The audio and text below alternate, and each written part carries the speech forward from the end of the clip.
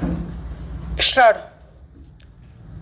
महोदय, आदिवासी यानी आदि मानव आदिम काल से अब तक चले आ रहे हैं, लेकिन वर्तमान में आदिवासी खत्म होने की कगार पर है। यही क्रम जारी रहा तो वह दिन दूर नहीं जब आदि मानव कहलाने वाली प्रजाति इस धरा से नष्ट हो जाएगी। एक आदिवासी प्रजाति जब खत्म होती है तब उसके साथ बहुत कुछ दफन हो जाता है। एक दशक पूर्व वो आदिवासी वृद्धा के मरने के साथ ही न केवल दो जनजाति खत्म हो जाती है, बल्कि उसके साथ वो भाषा भी खत्म होती है। उस जाति की संस्कृति और सभ्यता भी हमेशा के लिए खत्म हो जाती है।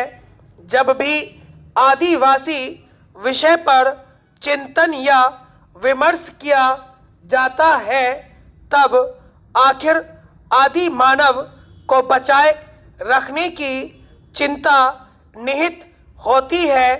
भारत के अंडमान निकोबार में आदि मानव की तरह रहती हुई आदिवासी प्रजातियां हैं, जिन्हें बाहरी आबो हवा से बचाने के सरकारी उपक्रम किए जा रहे हैं।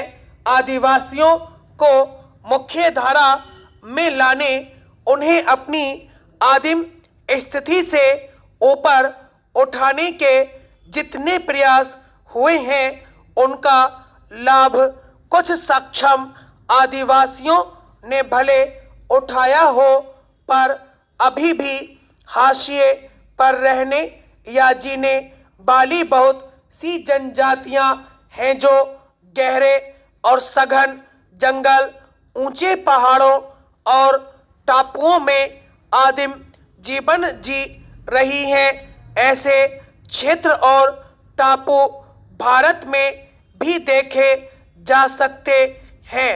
मध्य भारत के आदिवासी बहुल बड़े जिले बस्तर और अंडमान निकोबार के टापू में रहने वाले आदिवासी हर तरह के लोकतांत्रिक हक हुकूकों से महरूम हैं और अपनी अस्मिता और अस्तित्व की लड़ाई लड़ रहे हैं, या फिर वे जो नक्सली क्षेत्र हो चले हैं जहां आदिवासी पुलिस और नक्सली दोनों की गोलियों के शिकार होकर नष्ट हो रहे हैं। आदि मानव पर मंडरा रहे आसन्न संकट से नजर चुराना मुश्किल हो जाता है। अब अमेजन के जंगल में नाम के आदिवासी के अंतिम व्यक्ति का अंत होने की खबर सामने आती है। ऐसा पहली बार नहीं हो रहा है। सन 1990 में ब्राजील के जंगल की जमीन हासिल करने के लिए आदिवासियों का जनसंहार किया गया।